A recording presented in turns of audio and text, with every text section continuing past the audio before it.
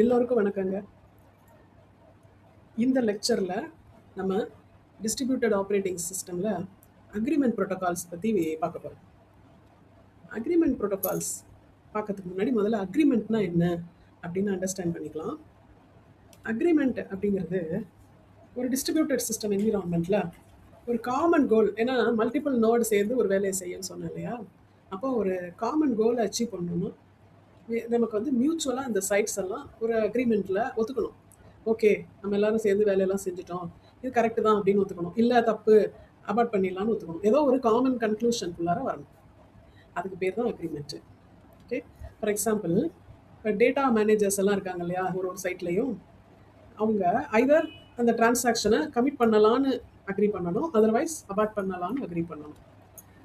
So இந்த process இருக்கு இல்லையா, இந்த என்டையர் ப்ராசஸ் இந்த அக்ரிமெண்ட்டுக்குள்ளார எப்படி வர்றது, எப்படி ஒரு நோடும் அவங்களோட டெசிஷனை சொல்லுது, அதை எப்படி கன்சால்டேட் பண்ணி ஃபைனலாக ஒரு டெசிஷன் எடுக்கிறது, இந்த ப்ராசஸ்க்கு பேர் தான் அக்ரிமெண்ட் ப்ரோட்டோகால். இதில் இந்த அக்ரிமெண்ட் ப்ரோட்டோகாலுக்கு இப்போ நம்ம என்ன பண்ண போகிறோம், அக்ரிமெண்ட் ப்ராப்ளம்னு டிசைன் பண்ண போகிறோம். என்னன்னா நான் ஃபால்ட்டி ப்ராசஸஸ் அப்படின்னா யார், தப்பு இல்லாமல் கரெக்டாக வேலை செய்யக்கூடிய ப்ராசஸர்ஸ் இந்த நோடில் இருக்கிறாங்க. அவங்க தான் அந்த வேலையை செய்கிறாங்க, பிரித்து கொடுக்கப்பட்ட வேலையை செய்கிறாங்க. இவங்க ஒரு காமன் அக்ரிமெண்ட்டுக்கு வர்றது இருக்கு இல்லையா, அது சம்டைம்ஸ் ஏதாவது ஒரு சில ப்ராசஸை திடீர்னு வேலை செஞ்சுட்டு இருக்கும்போதே ஃபால்ட்டி ஆகிருக்கலாம் இல்லையா, ரைட்? அந்த மாதிரி சுச்சுவேஷன் இருந்தாலும் இதை வந்து எப்படி ரிசால்வ் பண்ணுறது அப்படிங்கிறது இதில் முக்கியமான ஒரு விஷயம் அக்ரிமெண்ட் ப்ராப்ளமில். ஸோ இப்போ ஃபால்ட்டை நம்ம அலோவ் பண்ணுறோம், அந்த ஃபால்ட்டை நம்மளால் அவாய்ட் பண்ண முடியாது. அப்போது ஃபால்ட் என்னவா இருக்கும்னு முதல்ல புரிஞ்சுக்கலாம். இந்த ஃபால்ட்டி ப்ராசஸர் அப்படிங்கிறது யாருன்னா, ஸ்பூரியஸ் மெசேஜ் அப்படின்னா என்ன, தப்பாக மெசேஜ் அனுப்புறது, ஒன்று ரிசீவ் பண்ணிவிட்டு இன்னொன்று இல்லை நான் அப்படி பண்ணலன்னு சொல்கிறது ஸ்பூரியஸ் மெசேஜ். ஆர் போய் சொல்கிறது, ஆர் இன்னொரு ப்ராசஸர் கேட்ட கேள்விக்கு ஒழுங்காக பதில் சொல்லாமல் அவாய்ட் பண்ணுறது. இதில் இன்னொரு முக்கியமான விஷயம் என்னென்னா, அந்த ஒழுங்காக வேலை செய்கிற ப்ராசஸர் இருக்குல்லையா, நான் ஃபால்ட்டி ப்ராசஸர், இதுங்களுக்கெல்லாம் யார் ஃபால்ட்டியாக பிஹேவ் பண்ணுறாங்கிறது தெரியாது. அப்போ என்ன செய்வாங்க, ஸ்பூரியஸாக ஆன்சர் பண்ணாலோ பொய் சொன்னாலோ இவங்களுக்கு தெரியாது, கண்டுபிடிக்க முடியாது, அவங்க சொல்கிறது உண்மைன்னு வேற நம்பிப்பாங்க. இதுதான் சிஸ்டம், இதுதான் இப்போ நமக்கு ப்ராப்ளம், இதுதான் ப்ராப்ளம். இப்போ இதை எப்படி டேக்கிள் பண்ணணும் அப்படிங்கிறது தான் அக்ரிமெண்ட் ப்ரோட்டோகால். இப்போ இந்த அக்ரிமெண்ட் ப்ரோட்டோகாலுக்கு ஒரு மாடல் கொண்டு வந்துடுவோம், ஒரு சிஸ்டம் மாடல் கொண்டு வந்துடலாம். என்ன அப்படின்னா, தெர் ஆர் என் ப்ராசஸர்னு நம்ம எடுத்துக்கிறோம். அந்த என்விரான்மெண்ட்டில், டிஸ்ட்ரிபியூட்டட் என்விரான்மெண்ட்டில் என் நம்பர் ஆஃப் ப்ராசஸர்ஸ் வேலை செஞ்சிட்ருக்கு. நான் முன்னுமே சொன்னபடி அந்த எண்ணில் ஃபால்ட்டி ப்ராசஸரும் இருக்கலாம், நான் ஃபால்ட்டியும் இருக்கலாம். அந்த நான் ஃபால்ட்டியை நம்ம எம்னு ஃபால்ட்டியை எம்னு நினச்சிக்கிட்டோம்னா, என் ப்ராசஸர் வேலை செஞ்சிட்ருக்க இடத்துல எம் நம்பர் வந்து ஃபால்ட்டி அப்படின்னு நம்ம எடுத்துக்கிறோம். இன்னொரு முக்கியமான விஷயம் என்னென்னா, எல்லா ப்ராசஸரும் ஒன்னோட ஒன்று நேரடி தொடர்பில் இருக்குது, directly communicating. So logically fully connected இந்த என்விரான்மெண்ட். அப்புறம் receiver processor always knows the identity of the center. ஒரு மெசேஜ் ஒருத்தர்கிட்டருந்து வருதுன்னா அதை வாங்கிக்கிறவங்களுக்கு அது எங்கேருந்து வருதுன்னு தெரியும். Then the communication medium reliable, medium communication network medium இருக்கு இல்லையா, அது எந்த ஃபெயிலியரும் அதில் இல்லை. ப்ராசஸர் வேணால் ஃபால்ட்டியாக இருக்கலாம், ஆனால் கம்யூனிகேஷன் மீடியம் ரிலையபிளாக தான் இருக்குது. இதெல்லாம் அசம்ஷன், சரியா? ஏன்னா ஒரு ப்ரோட்டோகால் நம்ம சொல்ல போகிறோம். கம்யூனிகேஷன் மீடியமே நான் ரிலையபிள்னால் நமக்கு ரொம்ப சிக்கலாயிடும். இல்லை, அதை நம்ம ரிலையபிளாகவே வச்சுட்டு இதெல்லாம் நம்ம அஸ்யூம் பண்ணுறோம். இதுதான் அக்ரிமெண்ட் ப்ரோட்டோகாலை பொறுத்த வரைக்கும் சிஸ்டம் மாடல். அப்புறம் முக்கியமான ஒரு விஷயம், இந்த கம்யூனிகேஷன்லாம் சிங்க்ரனஸ்னால் என்ன, நம்ம முன்னாடியே சொல்லியிருக்கேன். ஒரு ஏ இருக்காரு, பிக்கு கம்யூனிகேட் பண்ணுறாரு அப்படின்னா முதவே பியை அலர்ட் பண்ணிடுவார், நான் உனக்கு ஒரு மெசேஜ் அனுப்ப போகிறேன், பியும் சரி அனுப்புங்க நான் ரெடியாக இருக்கேன்னு சொல்கிறது. அதுதான் சிங்க்ரனஸ். ஓகேயா? இப்போது இந்த ஃபெயிலியர்ஸ் எல்லாமே ஒன்று ஒரு ப்ராசஸர் கிராஷ் ஆனதுனால இருக்கலாம், இல்லைன்னா நான் கம்யூனிகேட் பண்ண இன்ட்ரெஸ்ட் இல்லாமல் இருக்கலாம், இல்லைன்னா ரேண்டமாக ஆர்பிட்ரரியாக பிஹேவ் பண்ணலாம். ஸோ இந்த மலிஷியஸ் ஃபால்ட்டு தான் நம்ம இப்போ நம்ம கவனத்தில் எடுக்கக்கூடிய ஃபால்ட். ஏன்னா malicious faults R brought in nature. அதை பைஜென்டைன் ஃபால்ட்டுன்னு இன்னொரு நேம் சொல்லலாம், பைஜென்டைன் ஃபால்ட்ஸ். இப்போது நம்ம ப்ரோட்டோகாலுக்கு வரலாம். இப்போ சிஸ்டம் மாடல்லாம் நம்ம அசம்ஷன்லாம் வச்சுட்டோம், மாடல் பண்ணிட்டோம் ப்ராப்ளமு. இப்போ அக்ரிமெண்ட் ப்ரோட்டோகால்ஸ் நமக்கு கமிஷன் ஆகும். இந்த ப்ரோட்டோகாலில் 3 வெரைட்டி இருக்குது, கிளாஸிஃபிகேஷன் 3 டைப்பாக இதை நம்ம கிளாஸிஃபை பண்ணலாம். ஒன்று பைஜென்டைன் அக்ரிமெண்ட் ப்ராப்ளம். இது என்ன சொல்லுதுன்னா, பைஜென்டைன் என்ன சொல்ல ப்ரோட்டோகால் என்ன பண்ணுன்னா, ஒரு ஆர்பிட்ரரி ப்ராசஸர், இந்த n ப்ராசஸர் இருக்கு இல்லையா, இதில் ஒரு ஆர்பிட்ரரி ப்ராசஸர் ஒரு சிங்கிள் வேல்யூவை மற்ற மற்ற ப்ராசஸருக்கெல்லாம் அனுப்பும். சரியா? இதுக்கு பேர் source processor. All non faulty processors on receiving the single value, அது அந்த சிங்கிள் வேல்யூவை அக்ரி பண்ணணும். பண்ணுதா பண்ணலையா, என்ன வேல்யூவை அக்ரி பண்ணுது. இப்போ அந்த ஆல் நான் ஃபால்ட்டி ப்ராசஸர்ஸ் இந்த சோர்ஸ்லேருந்து வர்ற சிங்கிள் வேல்யூவை வாங்கிட்டு மற்ற ப்ராசஸருக்கெல்லாம் ஒரு வேல்யூவை அனுப்பும். ஃபைனலாக அந்த மாடலில் எல்லா ப்ராசஸரும் என்ன வேல்யூவை அக்ரி பண்ணுதோ அது இந்த சிங்கிள் வேல்யூ, என்ன வேல்யூ இந்த ஃபர்ஸ்ட் ஒரு சோர்ஸ் ப்ராசஸர் அனுப்புன அந்த சிங்கிள் வேல்யூக்கு ஈக்குவலாக இருக்கணும். இதுதான் பைஜென்டைன் அக்ரிமெண்ட். ஸோ சிங்கிள் வேல்யூ தான் ஃபைனலாக அக்ரி ஆகுது. ரெண்டாவது டைப் பாருங்கள், கன்சென்சஸ் ப்ராப்ளம். இங்கே ஒரு சிங்கிள் ப்ராசஸர் சோர்ஸாக செயல்படாமல் எல்லா ப்ராசஸருமே அதுக்குன்னு ஒரு ஓன் வேல்யூ, இனிஷியல் வேல்யூவை அசியூம் பண்ணி அதை மற்றவங்களுக்கெல்லாம் அனுப்புது. எது எப்படியோ கடைசியாக எல்லா நான் ஃபால்ட்டி ப்ராசஸரும் காமன் வேல்யூவை தான், ஒரு சிங்கிள் காமன் வேல்யூவை தான் அக்ரி பண்ணிக்கணும். அந்த ப்ரீவியஸ் கேஸில் என்னாச்சுன்னா, எல்லா நான் ஃபால்ட்டி ப்ராசஸரும் ஒரு காமன் வேல்யூவை அக்ரி பண்ணுது. அந்த காமன் வேல்யூ இந்த single value what is already sourced, அந்த ஒரு ப்ராசஸர் சோர்ஸ் ப்ராசஸர் அனுப்புனதுக்கு ஈக்குவலாக இருக்கணும்னு சொன்னோம். இங்கே எப்படின்னா சொல்கிறோம், ஒரு ப்ராசஸர்லாம் தேவையில்லை, எல்லாரும் அவங்கவுங்க ஓன் வேல்யூ அசியூம் பண்ணலாம், அதை இப்போ எல்லாருக்கும் அனுப்பி தரலாம். ஃபைனலாக எல்லா நான் ஃபால்ட்டி ப்ராசஸரும் ஒரே வேல்யூவை தான் அக்ரி பண்ணும். இது செகண்ட் டைப்பு. தேர்ட் டைப் பாருங்க, interactive consistency problem.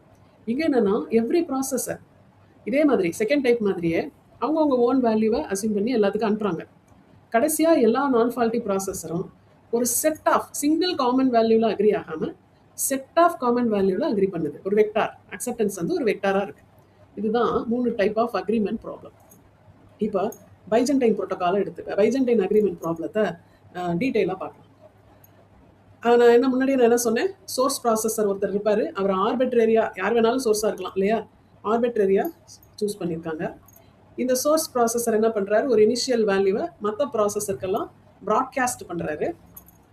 So condition ஃபைனலாக ஒரு சொல்யூஷன் வரணும்ல அக்ரிமெண்ட்டு, அதுக்கு என்னன்னா அக்ரிமெண்ட் கண்டிஷன் என்னன்னா, all non faulty processes agri on same value. இதை எப்படி வேலிடேட் பண்ணுறது, இந்த காமன் வேல்யூ இருக்கு இல்லையா, அது சோர்ஸ் ப்ராசஸர் அனுப்பின வேல்யூவாக இருக்கணும். இந்த கேஸில் சப்போஸ் இப்போ நான் சொன்னபடி ஃபால்ட்டி ப்ராசஸர்ஸும் இருக்கலாம் இல்லையா அந்த மாடலில், சப்போஸ் சோர்ஸே ஃபால்ட்டி, அப்போ என்ன பண்ணணும், இந்த சோர்ஸோட வேல்யூ தப்பாக இருக்கும் இல்லையா, அப்போது எல்லா நான் ஃபால்ட்டி ப்ராசஸரும் கன்கர் ஆகிற வேல்யூ இந்த சோர்ஸ் சொன்ன வேல்யூ தானா அப்படின்னு நம்ம செக் பண்ண தேவையில்லை, ஏதாவது காமன் வேல்யூக்குள்ளார அக்ரி ஆகிக்கலாம். ஓகே, இப்போ இந்த value common value source processor தான் ஃபால்ட்டி ஆச்சு, அதனால அது சொன்ன வேல்யூவாக இருக்கணும்னு அவசியம் இல்லைங்கிறதும் அந்த ரெண்டாவது பாயிண்ட். நான் இப்போ முன்னமே சொன்ன மாதிரி கான்சென்சஸ் ப்ராப்ளத்தையும் ப்ரீஃப் பண்ணியிருக்கேன். இங்கே சோர்ஸ்னு ஒரு ஆள் இல்லை, every processor broadcast its initial value to all other. Condition இங்கே என்னவாக இருக்கும், initial values of the processor maybe டிஃப்ரெண்ட்டாக இருக்கலாம். Agreement is the value same single value of all non faulty processors should agree upon. Validity இங்கே என்னென்னா, initial value of every non faulty processor பின்னு எடுத்துக்கிட்டிங்கன்னா, then the agreed upon common value, காமனாக agree பண்ண value இருக்குல்ல by all non faulty processor, அதுவும் அந்த வியாக இருக்கணும், ரைட். தென் சப்போஸ் நான் ஃபால்ட்டி ப்ராசஸர் இனிஷியலாக அசியூம் பண்ண வேல்யூலாம் வேறுன்னு வச்சுக்கலாம், அப்போ வி ஈக்குவல் டு வி நம்ம சொல்ல முடியாது. So then all non faulty processor ஒரு காமன் வேல்யூவாக அக்ரி, 1னா 1, 0னா எல்லாமே 1ன்னு சொல்லணும், இல்லைனா 0ன்னு சொல்லணும், அக்ரி பண்ணிக்கலாம், தப்பு இல்லை. And we need not to care about the faulty processor. Faulty processor agree பண்ணிக்கலாங்கிறத பற்றி எந்த மாடல்லையுமே நம்ம ஒரி பண்ண மாட்டோம். Okay, interactive consistency. இப்போ இதில் எவ்ரி ப்ராசஸர் மாதிரியே ப்ராட்காஸ்ட் பண்ணுது ஒரு இனிஷியல் வேல்யூவை, இந்த வேல்யூ டிஃப்ரெண்ட்டாக இருக்கணும்னு சொல்லிட்டோம். கண்டிஷன் இங்கே என்ன, all non faulty processor agri on a vector, ஒரு சிங்கிள் வேல்யூ கிடையாது, வெக்டார்.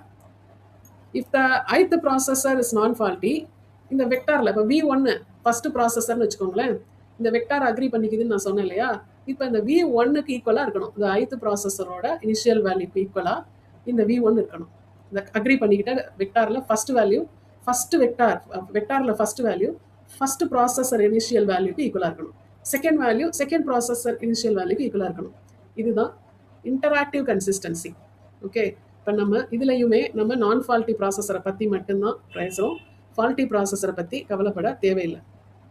ஓகே, இப்போ நான் என்ன சொன்னேன், இந்த மாடலில் n ப்ராசஸர்ஸ் இருக்கலாம்னு சொன்னேன். n வந்து டோட்டல் நம்பர் ஆஃப் ப்ராசஸர்ஸ். இதில் m வந்து நம்பர் ஆஃப் ஃபால்ட்டி ப்ராசஸர்ஸ். இப்போ இதுக்கு ஒரு ஃபார்முலா இருக்குது, n எவ்வளோ இருந்தால் m எவ்வளோ இருக்கணும்னு ஒரு ஃபார்முலா இருக்குது. இது என்ன சொல்கிறாங்கன்னா, m should be less than or equal to n minus 1 by 3. அப்படின்னா என்னன்னா, சப்போஸ் நான் 10 ப்ராசஸர் எடுத்துக்கிறேன், ரைட்? டோட்டலாக என்னோட டிஸ்ட்ரிபியூட்டட் என்விரான்மெண்ட்டில் 10 ப்ராசஸர்ஸ் இருக்குது.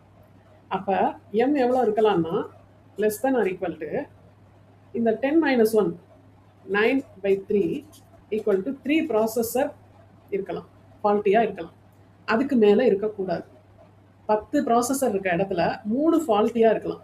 இதுக்கு மேலே இருந்தால் இந்த அக்ரிமெண்ட் ப்ரோட்டோகால் கரெக்டாக வராது. சரியா? ஸோ இதை மைண்டில் வச்சுக்கோங்க. இப்போ நம்ம அக்ரிமெண்ட் ப்ரோட்டோகாலுக்கு போவோம். First Byzantine protocol, Byzantine problem, right? இப்போ இதுக்கு நான் என்ன பண்ணுறேன், இந்த ஒரு 4 ப்ராசஸர் நான் எடுத்துக்கிறேன். n ஈக்குவல் டு இங்கே எனக்கு 4. அப்போ m எவ்வளோவா இருக்கலாம்? 1 தான் இருக்கலாம், less than or equal to 1 தான் இருக்கணும். ஒரு ஃபால்ட்டி ப்ராசஸர் தான் எனக்கு அலவுடு. இப்போ இந்த மாதிரி அசியூம் பண்ணிக்கலாம். இது ப்ராசஸர் P1 P0, இன்னொரு ப்ராசஸர் இருக்குது அது P1, இன்னொரு ப்ராசஸர் P2, இன்னொரு ப்ராசஸர் P3. ஓகே,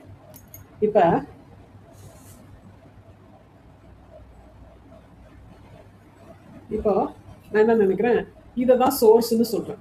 சோர்ஸ், ஏன்னா இது வந்து பைஜென்டைன் ப்ராப்ளம் இல்லையா? ஸோ இது சோர்ஸ், P0 தான் இங்கே சோர்ஸ். இந்த சோர்ஸ் வந்து ஒரு வேல்யூ அசியூம் பண்ணணும்னு சொல்லியிருக்கேன்ல, இனிஷியல் வேல்யூ. இது i ஈக்குவல் டு 1.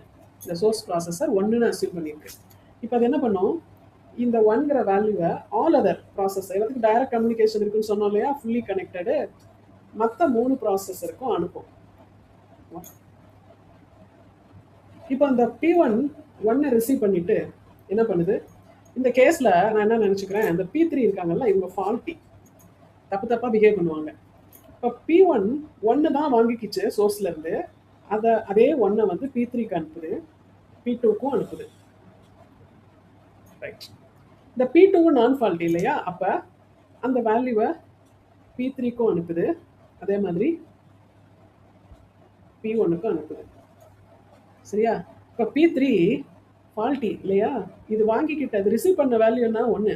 இது என்ன பண்ணுது, P2க்கு 1ன்னு சொல்லிட்டு P1க்கு தப்பாக சொல்லுது, 0 தான் வாங்கினேன் அப்படி சொல்லு.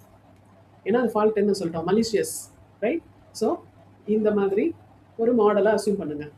ஏன் எஸ் ஆல்ரெடி சென்ட் பண்ணிடுச்சு, அதனால எஸ் சோர்ஸுங்கிறதுனால P1 P2 P3 எல்லாம் எஸ்ஸுக்கு திருப்பி இந்த சிஸ்டம், இந்த மாடலில் அனுப்பாது. இப்போது நம்ம என்ன பண்ணணும், P1ல என்னென்ன வேல்யூ வந்துச்சு, P1 ரிசீவ்ட், P1ல இங்கே ஒரு 1, P0லேருந்து ஒரு 1, P2லேருந்து 1, P3லேருந்து 0 வந்திருக்கு. அப்போ 1 1 0. P2க்கு என்னெல்லாம் வந்தது, P0லேருந்து வந்து 1 வந்தது, P3லேருந்து 1 வந்தது, P1லேருந்து ஒரு 1 வந்தது. ஸோ எல்லா இடத்துல இருந்து அதுக்கு 1 வந்திருக்கு. P3க்கு வாங்க. இப்போ P3க்கு P0லேருந்து 1 வந்துச்சு, P2லேருந்து 1 வந்துச்சு, P1லேருந்து 1 தான் வந்தது. இப்போ ஆல்ரெடி ஓகே. இப்போ அக்ரிமெண்ட்டுக்குள்ளே வரணும். என்ன பண்ணலாம், அக்ரிமெண்ட்டுக்குள்ளே வரணும். இப்போ இந்த 3 வேல்யூ வந்தது இல்லையா, இதில் மெஜாரிட்டி என்னன்னு பார்க்கும். 1 1 1. ஓகே, இப்போ இது அக்ரிமெண்ட்டு. இப்போ வேலிடிட்டி, இது அக்ரிமெண்ட்டு. இப்போ வேலிடிட்டி பண்ணணும்ல, இது கரெக்டானு எப்படி வேலிடேட் பண்ணணும், பைஜென்டைன் அல்காரிதமை பொறுத்த வரைக்கும், ப்ரோட்டோகாலை பொறுத்த வரைக்கும், பைஜென்டைன் ப்ராப்ளத்தை பொறுத்த வரைக்கும், இது இந்த ஐயோட ஈக்குவலாக இருக்கான்னு பார்க்கணும். That is source processor initial வேல்யூன்னா 1, yes valid, yes it is equal to 1. இல்லையா? It's equal to 1, it's equal to 1. So valid. Yeah, valid. Okay, புரியுதா? இதுதான் பைஜென்டைன் ப்ராப்ளம், ரைட்? இந்த பைஜென்டைன் ப்ராப்ளம்க்கு ஒரு அல்காரிதம் இருக்கு. அது என்ன algorithm? There is no source இல்லையா?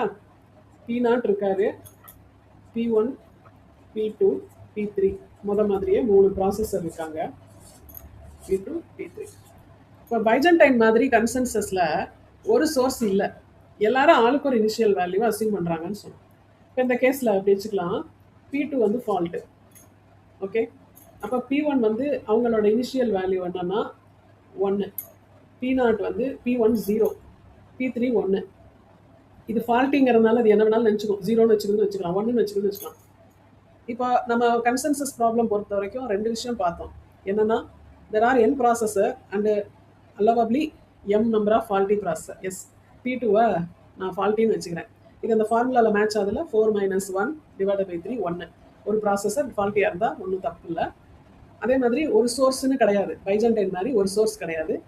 எல்லா ப்ராப்ளமுமே, எல்லா ப்ராசஸருமே ஒரு இனிஷியல் வேல்யூவை அசியூம் பண்ணிட்டு பாருங்க. இந்த வேல்யூவும் ஈக்குவலாக இருக்கணும்னு அவசியம் இல்லைன்னு பார்த்தோம். அதே மாதிரி அது ஈக்குவலாக இல்லை.